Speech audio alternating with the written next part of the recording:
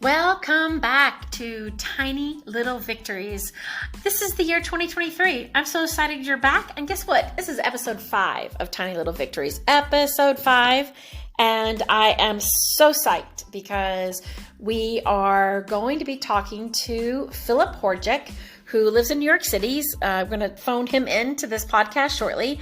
And Philip runs a very successful real estate company in New York. But that's not how he started. No. Philip is from the Netherlands, and we met in 2008 digitally when he had a startup called Mappy Friends. Yes, Mappy Friends.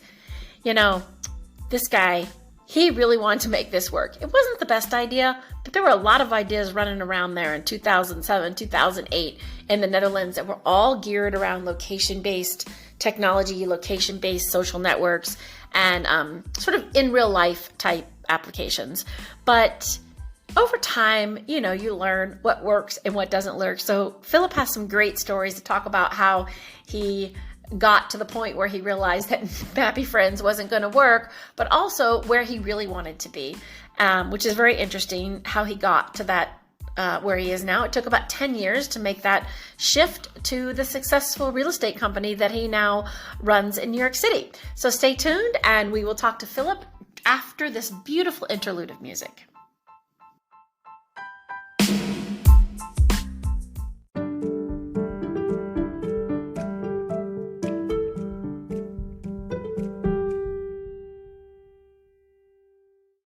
Well. I think we have someone on the line with us today. Is this you, Philip? It is me. Hi, Jennifer. How are you? Hello. How are you? I'm good. How are you? I'm doing fantastic. Great. I'm ready for this new ride that we're going to go on. Yeah, it's a great ride. And by the way, welcome to 2023. Thank you. You too. This is great. Hey, everybody, I am talking to Philip. Now, I'm going to murder your last name, so please correct me because he's Dutch. Hordijk. No? I'll take it. Okay. You'll take it? Oh, so it's not so bad, right? Not so bad. Okay, say it your way, though. Hordijk. Hordijk. Okay, so there's no j at all. Okay, you're so kind. Okay, so I want to tell everybody that this is Philip Hordijk. Is that better? Yes. Okay, and he is the founder and owner of what used to be New York Casas, but now has a very weird name, which we're going to talk about later. But first, I want to thank him for joining. Thank you. You're in New York City today. Is that right? Yes, I'm in the office here on White Street in Tribeca. Oh, look at you in Tribeca working, always working. I'm still taking this day off. I'm not doing any work except talking to you. Okay. And Philip and I have known each other for a very, very long time. And I want to get into this story because I started thinking about this when I was pulling the script together. And I think we've known each other for since 2007. Is that right? Or 2008? I think it's going to be 2008 digitally and then met in person 2009. Oh my God, I love that. That's right, because Philip is a tech guy, so we're going to get all into tech stuff and all the stuff he's done. That's right, 2008, and we met digitally, but we met in real life in the Netherlands when I was living in Amsterdam. And I have to tell you, it was sort of like the heyday, like the Dutch tech mafia back then. Don't you think? It was like you had a startup called Mappy Friends. Yes. And everybody was doing in real life and location-based everything. And I feel like Amsterdam and the Netherlands at the time was really the sort of epicenter for what was happening with all of this new, in real life and map your friends all over the world it's sort of before its time. You were before your time, I think. Yeah, I mean, having seen both New York and Amsterdam at the time, I mean, maybe it was one of the earlier cities in Europe that went on that trend. Yeah, I think so. Checking in and showing location, showing where you are. But do you remember Hive? Because the Netherlands had its own social network. I think it was Hive. Yes. Yeah, right. Hives, which is an interesting name. Yeah, because all the bees hanging out in a hive. And I think what's so interesting about that is that I will say this because I have an affinity for Dutch and all my Dutchies, but it's like you guys really think that you have invented the first of everything all the time. And I remember walking around talking to people, talking to you, talking about Hive. It's like, there's nothing better than that. I'm like, you guys do know there's another social network out there, right? But I think I've been thinking back on this, and it's sort of like you and Frank Skull were like the dueling, like not like the tech startup location twins, but you guys were, if you think about it, you're like a brunette and Frank was blonde and he had like an in real life mapping thing and you had an in real life mapping thing. It was, think about it. Think about it. It's like dark and light. Like you guys were two versions of each other. Maybe. Never thought about it that way. And they're both tall, everybody. They're both like well over 6'2", these two right here. But you know, you started Mappy Friends when you were in Argentina, is that right? Yes, that's correct. I kind of found a team there that wanted to work on it with me, and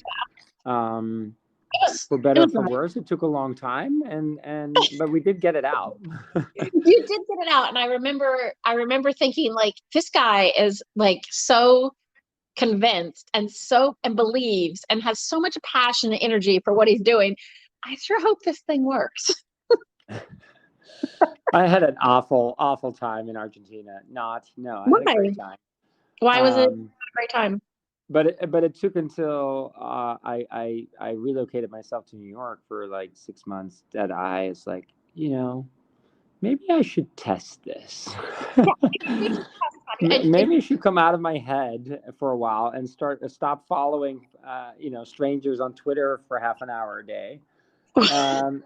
In the hopes of getting a follow back, and maybe I should just and that was tedious too, because you had to you could only follow like 250 people a day or 100, and then you would have to de-follow them the next day, and then you would have to do the same trick to like another. It's insanely. Yes, but do you remember, you guys, like over 10 years ago, close to 10 years ago, and Twitter was a whole different place then. Like you're so right. It was like the whole point after. With Twitter at that point was to only get followers.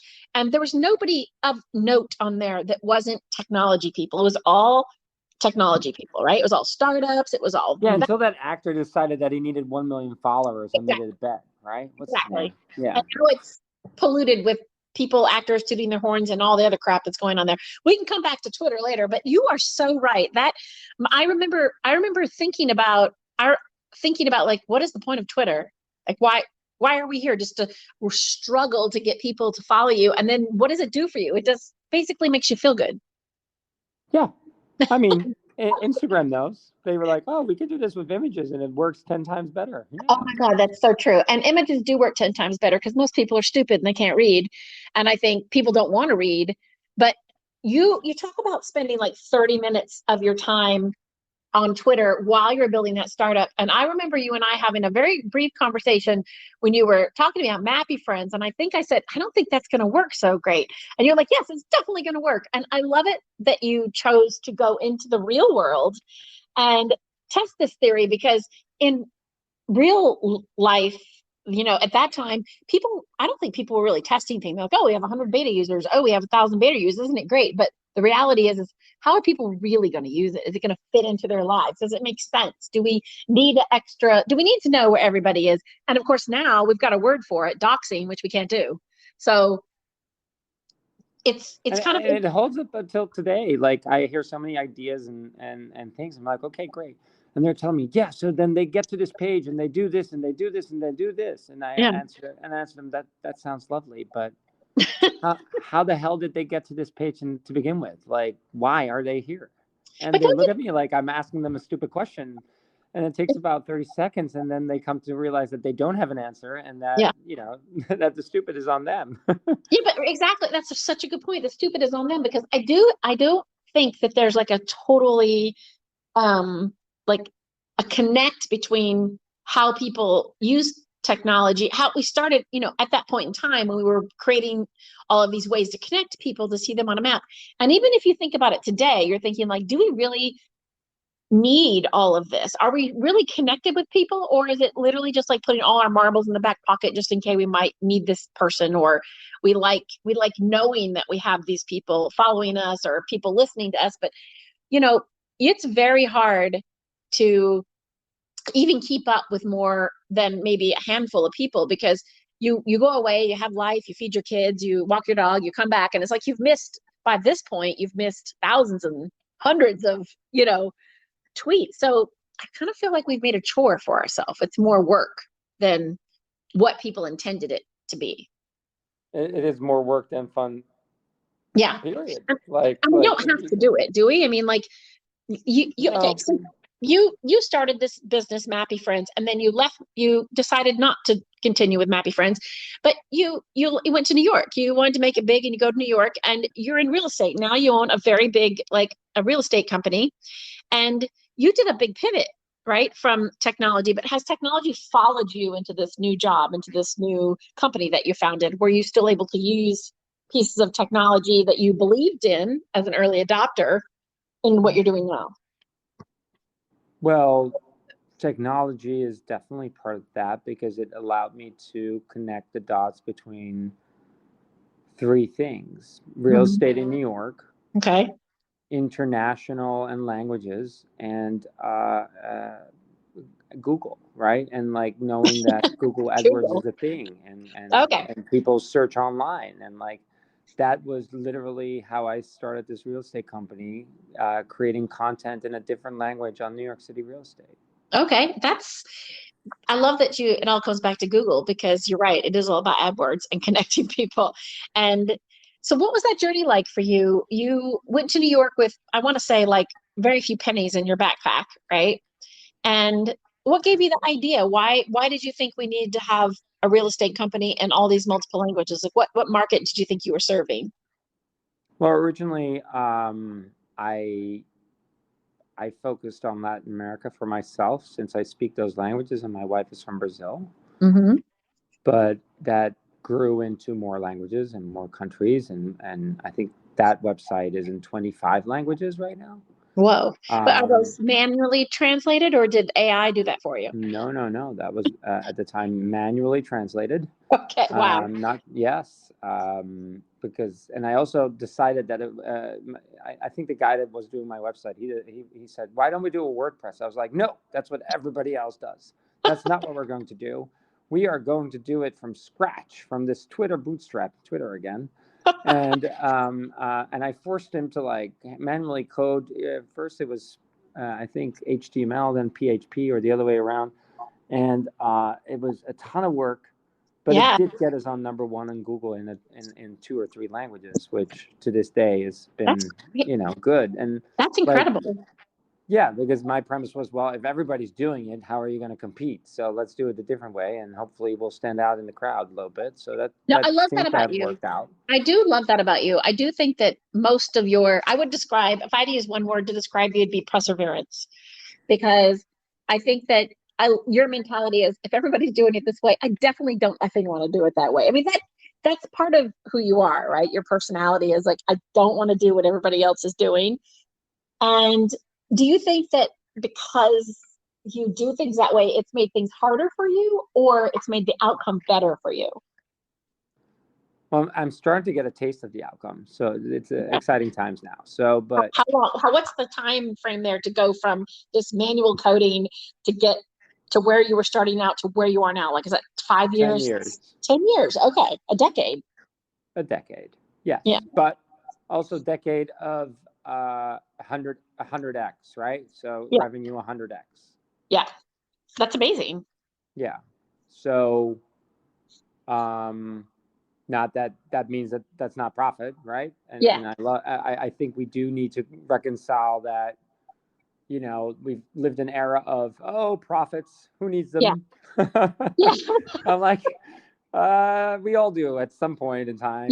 Sometime you need to like actually make money. But so I'm curious to see when that I wouldn't call it stupid money, but just like greedy money dries up and like, oh, okay, there is no unicorns to invest in right now. Maybe we should keep the money.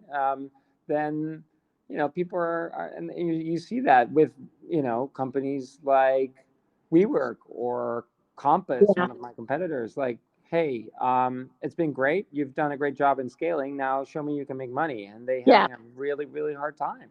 Really, really hard time because they've been conditioning everybody around them for freebies for a very, very long time. It's like, Well, I think schooling that your is a kid really for 10 years and then telling them they have to go to bed at 9 p.m. exactly, exactly. That's so well said, because I think you just hit the nail on the head with what we're seeing now, right? Like this whole digital social connectivity industry was built around freebies. The whole thing was free, right? Yeah. You can use Twitter for free. You don't have to pay. You can use Instagram for free. You don't have to pay. You can be on Facebook, but we humans have become so whiny. It's like, well, I'm not getting this now, and I don't want to pay for that now. I'm like, yeah, but it's free. It's like you don't have to use it if you don't want to pay for it. But from a company point of view, that model to me has always been a bit flawed. Like, why would you do have to make money, right? So if the whole industry is geared around, hey, don't worry about making money now, but you can make money later, but you've already like institutionalized your customers to thinking it's free. Right. How are you going to make that shift and change into a model that you would pay for? And then we make the owners of those companies come to Capitol Hill to defend themselves how they're selling our data. I'm like, of course they're selling our data. They need to pay the bill somehow. What did you think they were going to do with it? Right, exactly. What did you think they were going to do with it? No, I tell people all the time, I say, hey, you don't have to use it. And people go, oh, I don't want people sharing my data. I'm like, well, stop clicking on photos then. Because every click you make, everything you like, everything you share is tracked and measured and boiled down and turned into a data cake. That should be a song. Every click you make. Yep, every click you make. Every move you make. Well, tell us a little bit about, because not everybody knows, what is it that New York Casas does? Although New York Casas has now been rebranded under a bread. Like what is the name of the new company? Well, growing bread. Jennifer, you like bread. Come on. I love bread. So Leaven Real Estate, but it's a reference to leavening the bread and growth, and I think it's geared towards growth and the growth that I've experienced in the last 10 years, transferring that to other individuals in the company and allowing them to grow and allowing the clients to grow, because at the end of the day, people buy and sell homes for 4 reasons. They either want to grow independent, they want to grow their careers, they want to grow a family, or they want to grow old. They're all in a growth mindset in a way, right? They make the move for growth. Yeah, that's a good point. And I knew that there was a bread related. When I saw it, when you told me the name, which I didn't know it happened, I was like, oh, it's leavening things. That's so interesting, because I do think you're quite a cerebral person, right? You tend to like to take words and then make them to have meaning in what you're creating. And so it's a big shift though from New York Casas, which is very fun. And yeah, but as you grow, right, in the beginning, the more niche, the better, in my opinion. True, I agree. You need to hit one chord, not many. You just need to hit one chord and survive. And then once you become a song, you gotta have a little bit more in your repertoire, right? So then, let's just say you need to start not ruling things out as your song develops and becomes a symphony. And and New York is limiting in that sense, because I want to take it in other places. And then Casas is a very Chipotle word, and Chipotle, I don't mind it. It's pretty good actually from time to time, but it's definitely not great. No, I mean, I think it's interesting. I think you bring up I love this. You bring up a very, very good point, because New York Casas does stand out, right? Because you think of New York real estate and there's all these penthouses and Upper West Side, West Village, but a casa is just something so warm, right? It's so inviting. It's so different. It's a good like juxtaposition against what you would think is like a very hard, unyielding like skyline and like the real estate market there. So it's warmer. It's much warmer. Mm-hmm. Yeah. And also, I think your point about being, you have to be niche to survive, but then you got to get that song diversified, because nobody wants to hear those lyrics like over and over and over again. And I do think Leaven Real Estate I knew it was about leavening, and I think it's about growing something. And I guess my question is, how do you think that you would change, the company would pivot again in another 10 years? Or do you think this is your launch pad for that growth to, as you say, big money, or moving into more diversified parts of real estate? or what is your thinking of that with the company? Sure. Yes. My thinking is that it would remain this name unless, some other wise kid tells me otherwise. Yeah. Because it's so painful to change everything. I can imagine. Yeah, Spent because your 3-4 email months still. of my life on this. This is crazy. Yeah. And I do believe in the name. I believe it has the attributes. And it's funny that you said warm, because of course bread is warm, but True. that's definitely the culture that we have, a very warm culture around this table here. Yeah. And very diversified. And fun fact, this is not why I call it this way, but it happens to be, I have a meaning in Dutch as well, Leven. It means life or to live. Oh, I love that. Yeah. So I think from that perspective, I would say no. I think it was funny because that little house, that logo, everybody was so attached to it. So I was like, okay, let me just keep let's keep the house. Change the name, keep the house. So, for now, this is hopefully going to allow other people that don't fit into that casas word as a Spanish word or Italian or but it's sort of a global Portuguese word now. I mean, I think it is, but I think it's a global word. I have spelled this for people on the phone at least 2,000 times in the last 10 years. I'm not. But you mean casas? Yes, it's incredible. Yeah.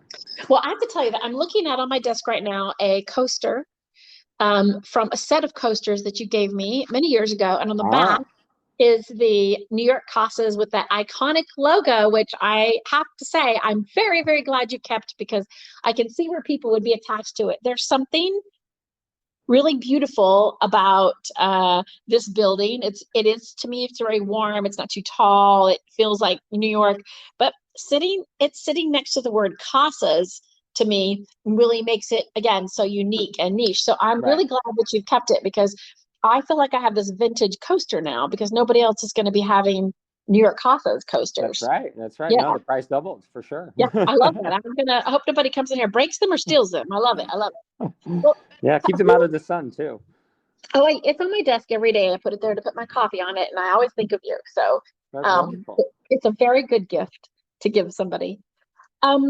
I wanted to ask you about that time where you were at a point with New York Casas where you weren't sure if you were going to make it. And you did something that I really admired you for, that I'm not sure a lot of people would do. And that is, you left to go to the suburbs, moved your family out of Manhattan because you needed sort of a break, right? To be able to reset, to have cost savings, to think how to make this work. And I think it was probably one of the most painful things that you did, removing yourself from the energy that you, Philip, get from the city out to the suburbs. And I remember thinking how impressed I was by your sacrifice, in a way, to make this work. And looking back on that now that you're back in Tribeca, and the business is under this nice, warm, new, rising name, and things are more on where you want them to go. If you had that choice again, would you do the same thing? Yes. Okay. Yeah. I mean, it just had to happen. Living with a newborn baby as a second child and on 630 square feet in the dark with bed bugs and well, I think there were also some mini cockroaches, we called them. Yeah. But they were friendly. Little friendly cockroaches, little pets. And there was like one window that had some light, it's like, and it would happen like in the middle of winter when there was snow. We'd be like all surprised because it would be reflective light, and we'd be like, oh, it's so bright here. No, it was depressing. And your wife was also in the middle of finding her career, like figuring out how she could work with her career. And I think, I'm not sure many people, though, Philip, would have, I think many people, I'm just guessing, would have given it up, gotten, like my mother says, get a regular job, with these I offered, it's a funny fact, I offered the website for sale to a competitor for $100K. What did they take it? No. Well, you know what? That's a good. They would have made fivefold. Hindsight's always 20/20. I know. I think that when you're fighting for something, you you in particular, when you're fighting for something, when I'm fighting for something, you'll look at every single option, right? Until it comes down to the one thing that's probably should have been right in front of you. It's like, well, I'm gonna have to make a sacrifice here, right? I'm gonna have to sell something, or I'm gonna have to pack it up and move out to the suburbs, to Connecticut. I think you guys went to Connecticut. Yeah, and it wasn't a lonely move. We moved to my in-law families, like around them. So we had That's smart. a support system, Yeah, and that was really smart. Difference. Yeah. You guys also looked after Henry when I went on a trip. I remember he was like a suburbs. I love it. Yeah. Yes, you visited there. That's right. Yeah. And so now that you are where you are, you've changed the name. How many people do you have now working with Levin?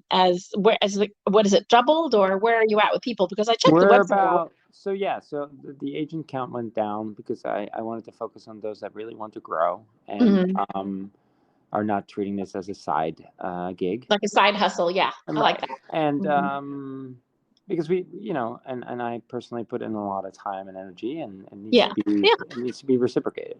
Well, I think, what, I really think that's a good strategy, because it's your business and you can do the hell what you want with it. So right.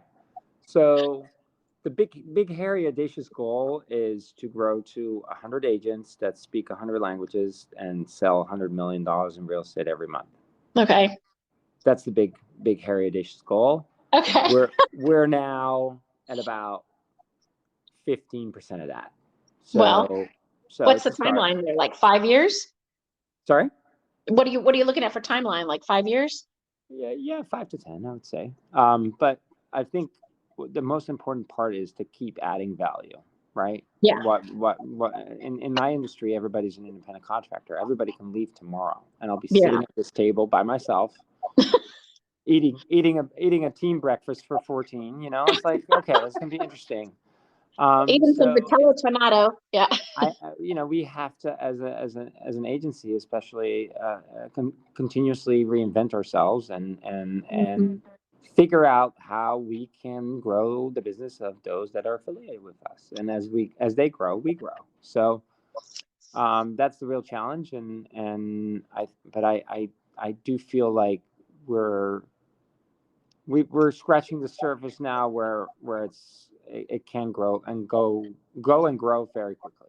Okay. What happened during COVID? Like what kinds of things were you happening in the market then? Did you see everything just like come to a grinding halt in New York, or? I'll tell you what happened during COVID. TikTok. That's what happened during COVID. Wait, what? I had to dance TikTok. I had to dance all these songs with my wife on TikTok. I don't know why. Oh, it's nothing to do with the business. Apparently you were dancing. No, I don't have any business. I don't have any. For 2 or 3 months, you couldn't go in anywhere, so there was literally nothing to do. But what were you doing? Were you doing anything for the business other than TikToking with your wife, or no? But that's funny. I mean, I did an online conference, or organized it, and then with some speakers, and I kept on meeting everybody on Zoom every week. So I kept in touch with every single agent weekly, saying, "Hey, let's just keep going, Don't fall still, because then you have to start back up, right?" But the real estate market did a weird, but the real estate market did a strange thing. And I thought during COVID that the market was going to completely tank. Like it would just like tumble, but it didn't. People were buying, selling right and left. It was a very busy time. Yeah, especially outside of the city though. So New York went through something completely different.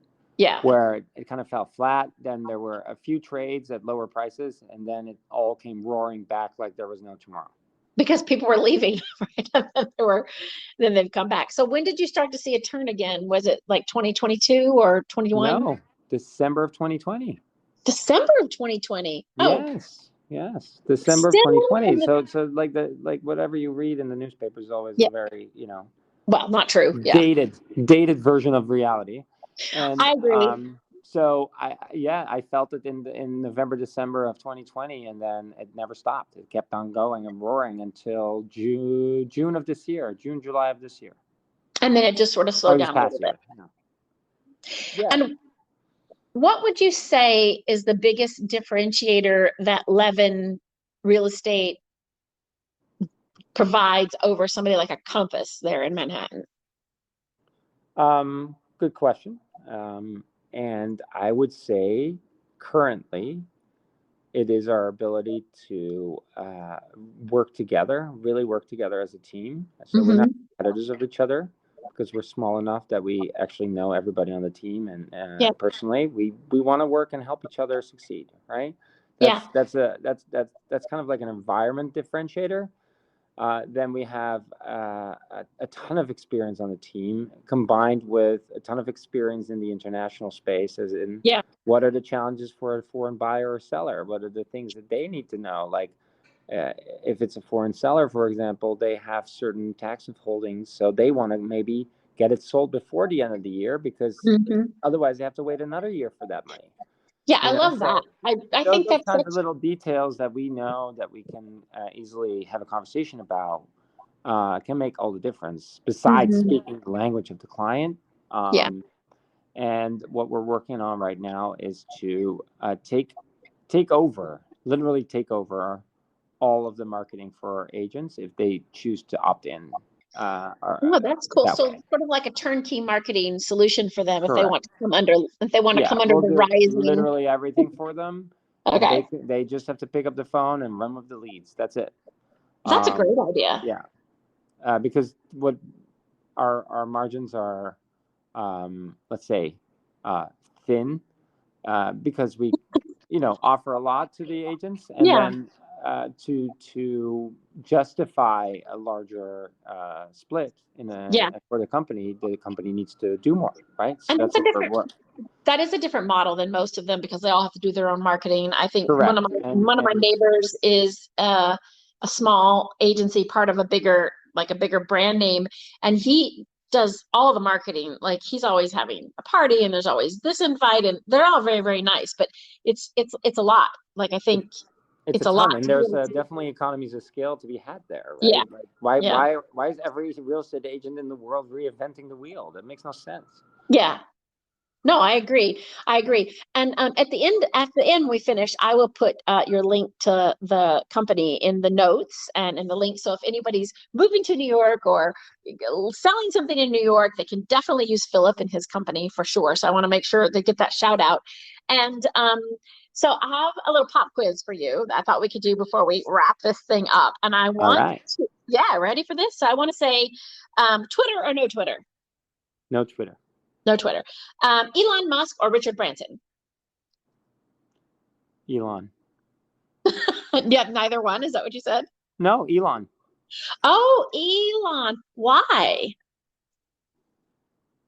Richard Branson. No, come on, Elon. No. Let's go. You're going to have to justify it, man. Give it to me. I'm going to justify it. He's out there. He's out there, and he can make those statements. I like that. That. Have you seen Richard Branson with his glass of water on Shark Tank? Come on, he's a baby. I don't watch Shark Tank. Okay, there you go. Look up that video. Look at him throw a glass of water on one of the sharks, and then you know why not Richard Branson. Okay, fine. How about this then? Elon Musk or Jeff Bezos? With or without steroids? Forget any steroids that either of them are on. I mean, I'm gonna go with Jeff because it's amazing. It's Amazoning. Amazing. That's amazing. It's simply amazing. Yeah. It's just amazing. Yeah. I agree that it is. Jeff Bezos is amazing because I can't say I agree with all of his life choices, but I will say that forget Richard Branson, but I think he has built something original and built it from himself, not like Elon having an idea that didn't work and then buying up somebody else's idea and just like shoving his ego down their throats in order to make it work. So I'm on the Bezos team. I'm on Team Bezos if I had to choose. Okay. We're on the same team. Yeah, right on. I love it. Yeah. So what words do you think you say too much of when you're talking to people? But with one T. Oh, of course. You don't go around going, "Hey, but." Yeah, try to replace that with "and" as much as we can, and then what other words? No, that's the main one. Just but okay. I feel like I say the word "like" too much. Okay, you don't like that? Like, it's like I'm going here and like I'm going there. I'm like, no, I am going here. It's not like I'm going there. I'm actually going there. What's your favorite technology gadget that you're using today? Technology gadget. Like, is there a gadget that you're using? Maybe you're gadget free. You can be gadget free. I'm pretty gadget free. I mean, Yeah. my phone, obviously. Yeah. Okay. iPhone or Well, the you best know phone what ever, like Android. the one thing I've been most excited about is Yeah. the setting on my iPhone, mute Okay. all unknown numbers. Ooh, That that's a good is one. amazing. Yeah. That's like everybody. That's like everybody. Exactly. Yeah. Do you think At you the get end of the more day, I spam? feel ignored. Nobody calls me anymore. Right, right. Only your wife calls you. I think if it wasn't for spammers or like, you know, Neiman Marcus texting me, I would have no text messages from people, like literally. There you go. So you start engaging with these people. It's like, oh yeah, tell me more. Oh my God, I get all these messages and I look at I have this thing where I do a digital detox. I turn my phone off at night, Wi-Fi, everything off, and then I don't turn it on till after I meditate in the morning. And then I turn it on. I was like, oh, look how many people love me. And it's like coupon for Crate and Barrel, Williams Sonoma, blah, blah, blah. I'm like, oh, okay, yeah. Oh, Venus Williams, she sends me a lot of text messages. Oh, have she been on your podcast yet? No, not yet, not yet. We're gonna let her have her time off. She wants a little time off before she gets back Yes. into it, but we'll get her in there. Right. She does these great tennis skirts, and so yeah, somehow I got on that link. And Oh, wonderful. I was always getting texted by Beto when he was running for governor of Texas, and I at like all times of the day. So I felt I'm so popular. I realized like, I'm not popular at all. What's your favorite word for 2023? Um, uh, oh gosh, that's a really good question. And I was gonna say perseverance, but I think I'm gonna say equanimity because I need some. All right. Where are Yeah, you going to more find it? equanimity. I think you just find equanimity by just like the whole point is letting things happen, but you don't have to get caught up in them. Right. I will say this though. I will say that when you tell people you're doing a digital detox, not you, but when I tell people, they just don't get it. They're like, okay, well, I'll call you tomorrow. I'm like, no, don't call me. I am turning off my phone. Like there's no way. I Okay, need so we the got to get break. you an analog phone then. Yeah, I actually my nephew, he is in his early 20s and he asked for an analog phone because he said he's had it. Like it's a lot. And if you go and look, no, this is interesting. I'm glad we're talking about this. If you go and Google analog phone or non-connected smartphone, that's what you have to Google. There is a growing market of device makers that are saying that people just want phones. They don't want to connect to the internet. They don't want any social. They don't want Right. any bandwidth. And there's the light phone, which is one of them, which was a fun tech startup phone. So I'm not sure I would buy into that. But there's Motorola's made one, and I hate to say it, but Nokia's made one. Alcatel-Lucent has made one. Samsung has made one because people want to consciously make a choice to disconnect. And I think this is sort of what's been lost along the way. Right. Is this 24/7? We've just accepted the connection. And back to Mappy Friends way back in the day, that was what we were banking on because people weren't that connected then. It wasn't, smartphones were, sort of in their beginning stages. There wasn't enough bandwidth. There wasn't enough, memory in those things to do a whole hell of a lot. And Right. now we're just, it's flooding. We're drowning. I feel like I drowned a lot. And that's why I make these digital detox hours and rules. Good. Well, Yeah, I'm glad I made it outside of those hours. you did. You would. All Yeah. my favorite people will make it outside of those hours. Okay. And the last question is, are you reading any books right now? What book are you reading if you're reading a book? Ooh, I was reading Unreasonable Hospitality. That was really good. Okay, there you go. Yeah. Unreasonable Hospitality. I'm going to look that up and we'll share that in the notes. And well, we are out of time, close to 40 minutes. I knew that we would have a lovely long chat. Wonderful. And I want to thank you so much for taking the time out of your busy day in Manhattan and coming and talking to me. And I haven't talked to you in such a long time, and it's a pleasure. Thank you. Let's make a let's. Oh, are you there? Yeah, I'm still here. Let's do a pledge. Let's make sure we see each other in real life or You know what? on Mappy Friends this year. Oh, can we make a reunion on Mappy Friends? Bring it back. Yes, exactly. It's like a Mappy Friends exclusive membership. Let's do it. Yeah, we'll draw a map on the floor. You could draw out, you know what, I'm going to draw a map on the floor and put you on it. But you know what? That's commitment. I make that commitment to you. It's done. This 2023 is the year of our visit. Wonderful. We have 663 days to make it happen. We could do it, right? If we can't, we suck. Okay. All right. Thank you. Okay. Bye. Bye.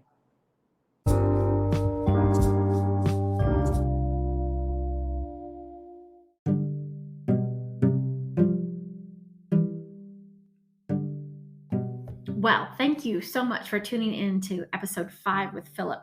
I went back through our conversation and went to look up a few things we had talked about at the time. And I think I referenced the startup in the Netherlands called, I called it the Hive, but it was actually called Hives, Hyves. And it was only for Dutch people that were coming in. It was all in Dutch. And it was a social networking site, very, very early social networking site. And it was competing at the time with Facebook, which was in its very early toddler years, and MySpace. It was the era of MySpace.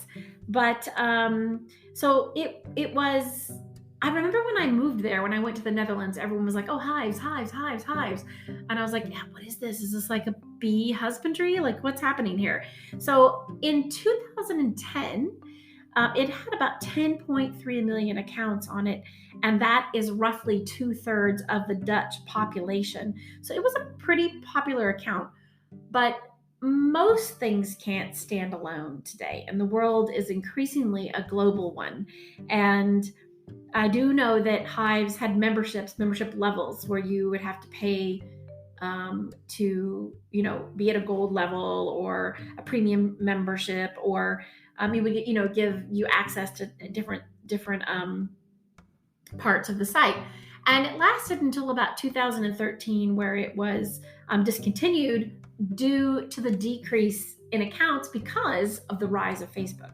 So, I think the Netherlands at that time, especially Amsterdam, was a really early tech incubator with these location-based and social startups that I mentioned at the beginning of this recording.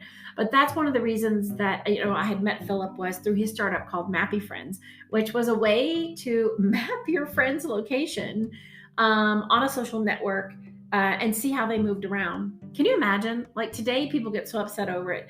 But at that time in 2006, 7, 8, 9, that was amazing. It was like spaceship amazing. And that's what people wanted to do. I think it's interesting if we go back a little bit and look at the types of technology that we were all engaging with, back in 2006 and 7, and maybe just ask yourself for 2023, do you really need to stay this tightly engaged with technology that's supposed to connect you socially? Because I do think we're suffering a little bit, suffering from human connections, from conversations. And I hope that as we move forward and, you see all the things happening on Twitter, even all of the disinformation on Facebook, I think maybe it would be a nice time for us to sort of step back and think, what is it that I want to do with my life and the people in my life? How do I want to connect with them? And I am grateful that I was able to connect with Philip back in 2008 digitally. And we did connect on Twitter because Twitter just emerged in 2007. And I'm glad that turned into a friendship. So I'm grateful for the way social media, social connectivity technology at the time connected to me to some amazing individuals. So I'm going to wrap this episode up by again thanking you all for listening. Thank you for making comments in the episode. Please continue to listen and share, and we'll see you next time on Tiny Little Victories.